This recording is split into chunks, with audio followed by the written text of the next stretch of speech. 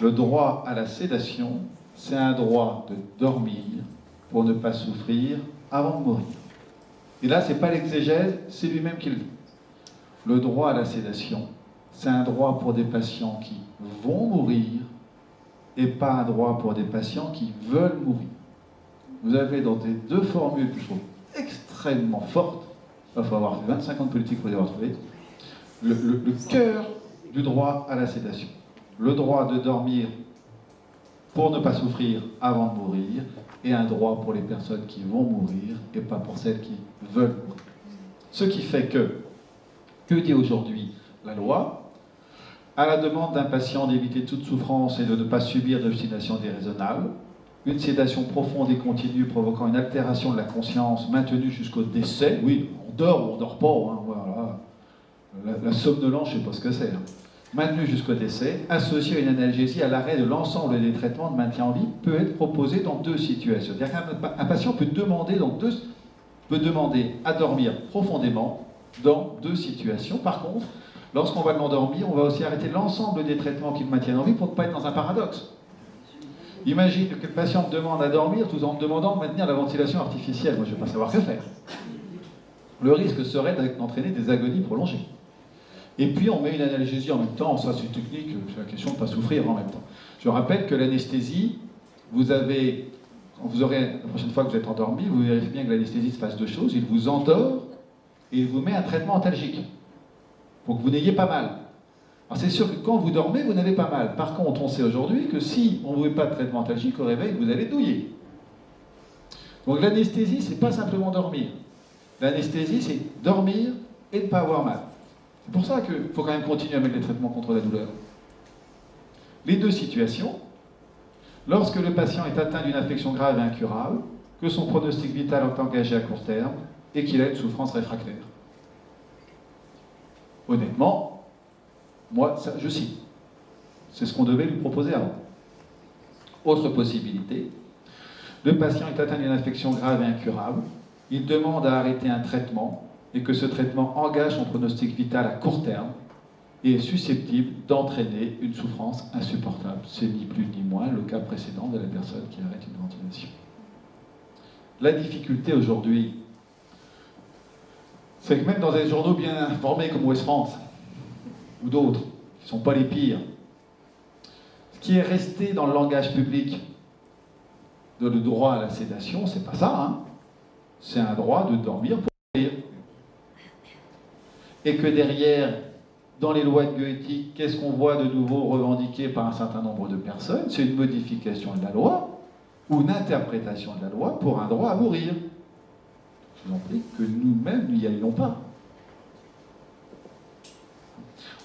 Autre situation dans laquelle on doit endormir un patient, c'est si on décide d'arrêter un traitement chez une personne qui n'est pas en capacité de s'exprimer, alors on doit, par principe de précaution, endormir le malade. Alors c'est très vrai en réanimation. Vous arrêtez une ventilation en réanimation, vous avez intérêt à l'endormir profondément pour que ça se passe bien. Là où c'est un peu plus difficile pour le législateur, c'est que les personnes qui ne sont pas en capacité de s'exprimer, ce n'est pas que les malades de réanimation. Donc ça voudrait dire qu'y compris en gériatrie, par exemple, pour ceux qui sont dans des EHPAD ou dans des USLD, des personnes qui ne sont pas en capacité de s'exprimer, si on arrête un traitement de maintien en vie, à ce moment-là, on devrait normalement les endormir. Moi, ma position, l'idée du législateur, c'était un principe de précaution. Donc si on a le moindre doute, alors oui, on endort le patient. J'y peux rien, c'est la loi, mais je crois que c'est quand même important de considérer qu'on se doit de prendre toutes les dispositions pour être sûr qu'un malade ne souffre pas. Alors on a quand même eu quelques questions techniques. Oui. Pour revenir là-dessus, quand on dit que le patient demande un droit à l'arrêt de l'ensemble des traitements de maintien de vie avec une sédation pour ne pas souffrir, vous dites que ce n'est pas un droit à mourir. Non, ben non, mais ce droit, c'est le droit de ne plus vivre. C'est le droit de ne plus vivre. Oui, mais donc c'est un droit. Je fais un peu de politique. Il n'y a pas en France de droit à mourir. La loi Leonetti, c'est un droit à arrêter les traitements qui maintiennent en vie. c'est pas un droit à mourir. Ça veut dire un peu la même chose. Enfin, je trouve que là, on... Mais On n'entend pas. le droit... Oui, vous disiez que ça faisait... Allez-y, redis plus fort. Je disais, quand le patient fait un droit à l'arrêt de l'ensemble de son traitement, qui le maintient en vie, avec une sédation pour ne pas souffrir. Pour moi, c'est un droit qui sollicite à mourir. On me dit non, c'est pas un droit à mourir. Pour moi, c'est assimilable à un droit à mourir. J'entends bien que vous puissiez... Mais j'entends bien que vous puissiez assimiler le fait que ça sera un droit à mourir, puisque la personne va mourir. Donc vous voyez que là, si je reprends l'exemple de tout à l'heure, si on regarde le résultat, la personne va mourir. Donc on pourrait dire que c'est un droit à ne pas vivre ou un droit à mourir. Donc les deux sont possibles. En droit français, il n'y a pas de droit à mourir. Je ne peux pas demander à mourir. Ça, c'est l'euthanasie, le suicide assisté. Je peux demander, c'est le droit français, à arrêter les traitements qui me maintiennent en vie. Là, je vous parle en question de droit. Oui, c'est une question. Oui. Mais on est bien sur comment on regarde la question. C'est ça la difficulté. On reprend l'exemple de la déontologie et de la conséquence de tout à l'heure. Et la loi Leonetti, c'est le droit de refuser un traitement qui maintient en vie. C'est un droit à ne pas vivre une situation. Vous voyez, alors après, c'est technique parce que c'est juridique, parce que s'il y avait en France un droit à mourir, eh ben, c'est le suicide assisté.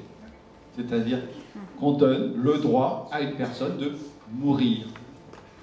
Parce qu'on ne pourrait pas considérer, dit autrement, si vous commencez à dire qu'il y a un droit à mourir par arrêt des traitements, et que vous l'identifiez comme un droit à mourir, eh ben, vous êtes obligé d'identifier d'autres situations qui répondront à ce droit à mourir.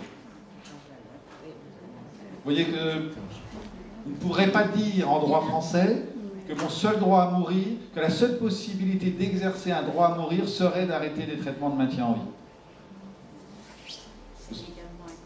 On sera obligé d'aller ailleurs. Hein? Mais j'entends bien la... C'est compliqué. C'est ça qui pose difficulté. Oui, c'est compliqué parce qu'au final, ce que l'on va faire va entraîner la mort de la personne de toute façon. On est dans les conséquences. Donc, Vous voyez, c'est pour ça que j'ai commencé. C'est pour ça que j'ai commencé tout à l'heure. la mort, puisqu'on arrête le traitement, qui la maintient en vie. Ah si, j'ai appris ça de quelqu'un là-bas. Non mais, ce que je veux dire, on va pas... Oui, voilà, après, c'est des questions... Non mais la question... Non, la question que vous soulevez là, c'est la question que j'ai essayé de montrer tout à l'heure, qui était effectivement que la conséquence sera la même, mais que ce qui conduit à la conséquence, ce n'est pas la même chose. Que ce qui va guider les pratiques qui vont conduire à la conséquence, ce n'est pas la même chose. Et ça, c'est des regards différents qu'on peut avoir. Moi, j'ai le sentiment que c'est plutôt des mots qu'on ne veut pas dire, parce que, bon, ici, on est peut-être dans un droit qui a été émis comme ça au niveau de légalisation et qu'on ne veut pas dire les mots, mais pour moi, ça revient un peu à la même chose. Hein. J'entends que pour Voilà. vous, ça revient à la même chose. Oui. Pour moi, c'est totalement différent, parce que le médecin que je suis, quand j'arrête un traitement, je considère d'abord que je ne maintiens pas la vie d'une personne et que je n'ai pas du tout l'impression que je la fais mourir. Alors, je vais vous donner peut-être un autre exemple. Pourquoi je dis ça? Vous avez un malade qui arrive aux urgences, pour le médecin que je suis. J'engage des manœuvres de réanimation, parce qu'il est dans le coma. Je l'intube, je le ventile.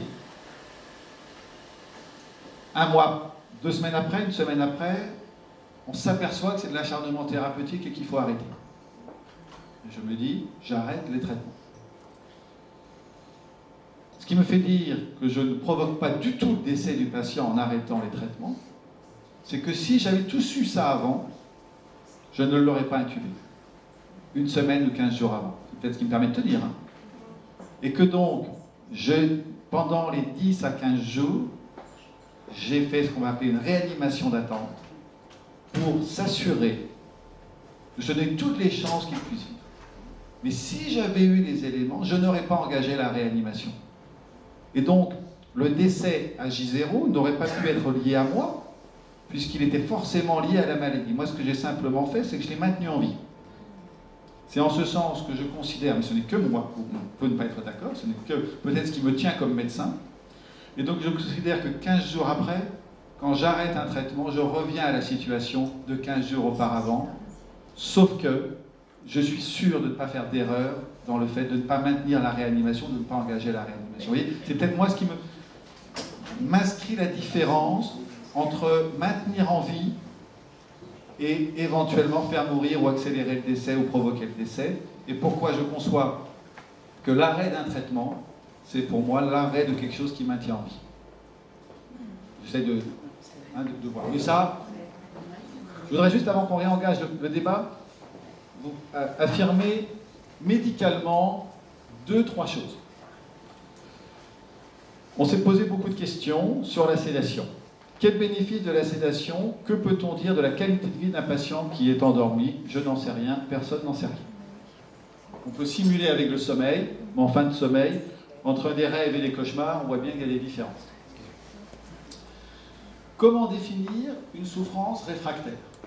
Alors on a défini avec la SWAT la souffrance réfractaire ou insupportable comme étant le fait que persiste la souffrance malgré les traitements qui ont été mis ou qui ont été refusés par le patient. Donc je vais revenir, hop, voilà, ça c'est technique, je passe, simplement ça.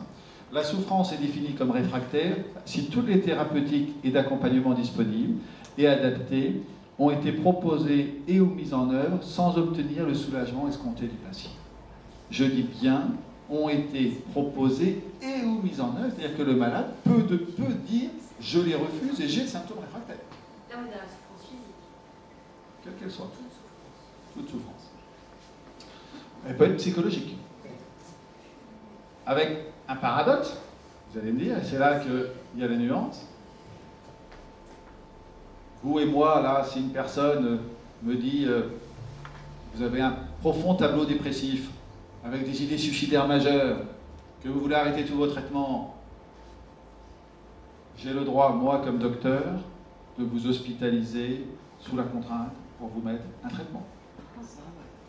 C'est ce qu'on appelle l'hospitalisation à la demande d'un tiers. En fin de vie, j'ai exercé une fois ce droit, une hospitalisation sous contrainte. Vous voyez? Et ça a donné quoi?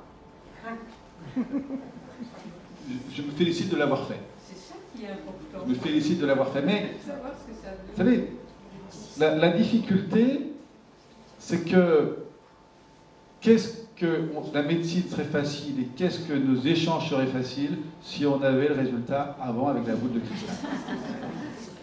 Donc c'est pour ça que dans toutes mes réflexions, ma difficulté, elle n'est pas... Je ne juge jamais à l'orée des résultats. Je juge toujours au moment où on a porté la réflexion. Est-ce qu'au moment où on prend la décision, on s'est donné tous les moyens d'avoir le moins de chances de se tromper?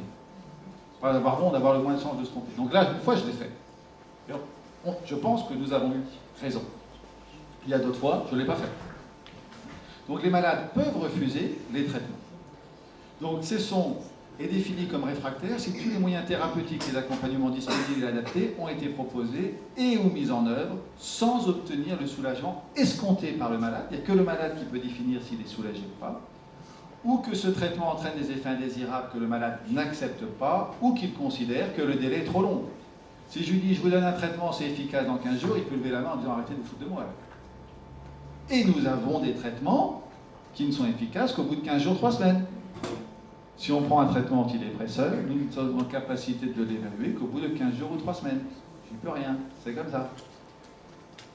Donc, les symptômes réfractaires, ce que je voulais vous dire sur les symptômes réfractaires, c'est que c'est vu avec le malade.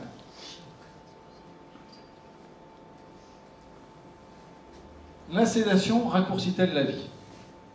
Ou les pratiques sédatives raccourcit-elle la vie? La réponse, elle est scientifique, c'est non. Tout autre message est une erreur. J'affirme peu de choses, mais à un moment donné, je suis scientifique, je dis quand même ce que la science me dit. une pratique sédative bien conduite n'accélère pas scientifiquement le moment de la survenue du décès. Par contre, si je suis scientifique, c'est des statistiques. Les statistiques, c'est des courbes de Gauss.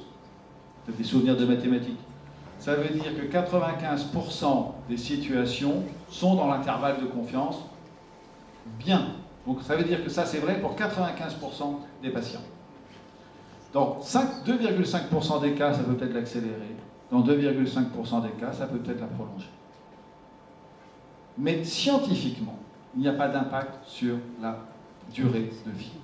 Or, on nous voudrait tellement que ça influence la durée de vie, parce qu'il y a peut-être quelque chose d'insupportable à un moment donné à accompagner des personnes qui dorment.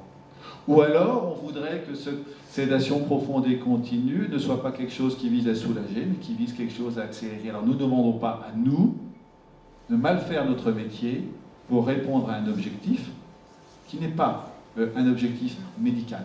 Nous, on sait soulager, on sait endormir, mais il ne faut pas nous demander de faire autre chose.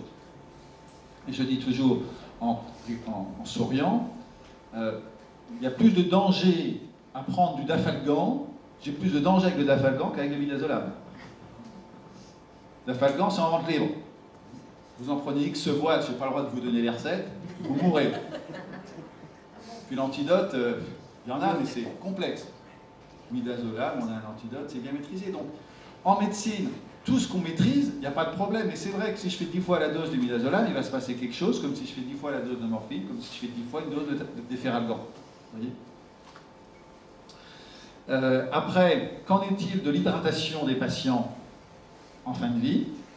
On sait aujourd'hui qu'il faut mettre plutôt les patients, ce qu'on vient appeler, sur un versant sec, pour éviter l'encombrement pulmonaire, éviter les œdèmes. Et derrière, la soif, on va la maîtriser par l'hydratation de la bouche, vous savez, si on est. Donc on commence quand même à avoir quelques données scientifiques. Mais il ne faut pas faire dire à la médecine ce qu'elle ne dit pas et ce qu'elle ne peut pas dire. Et il ne faudrait pas, pour un objectif qui serait d'aller ailleurs, nous demander de faire des pratiques, de mettre en œuvre des pratiques qui ne sont pas conformes aux bonnes pratiques et à notre savoir-faire. C'est pour ça qu'aujourd'hui, le débat qui est en cours, là, avec des lois de bioéthique, avec quelques affaires médiatiques, c'est pas une loi sur la loi Claes-Leonetti, c'est pas une loi sur les pratiques sédatives, c'est une loi sur voulons-nous ou pas donner à un membre de la société la capacité qu'il maîtrise totalement sa mort et qu'on l'assiste éventuellement s'ils veulent l'anticiper. Bon. Et ensuite, on essaye de contourner ça dans tous les sens, de reconfier ça à la médecine, de foutre les soins palliatifs là-dedans parce que ça nous permet de nous mettre en opposition avec d'autres. Et c'est bien plus facile de se battre quand on sait qu'on... Oui, il y a une espèce de jeu dessus. Moi, ce qui m'intéresse principalement, c'est que faisons-nous au quotidien? Que faites-vous au quotidien pour accompagner les personnes? Et comment être dans les choses factuelles et de savoir de quoi on parle? Voilà un peu tracer les pratiques sédatives en essayant d'éclairer un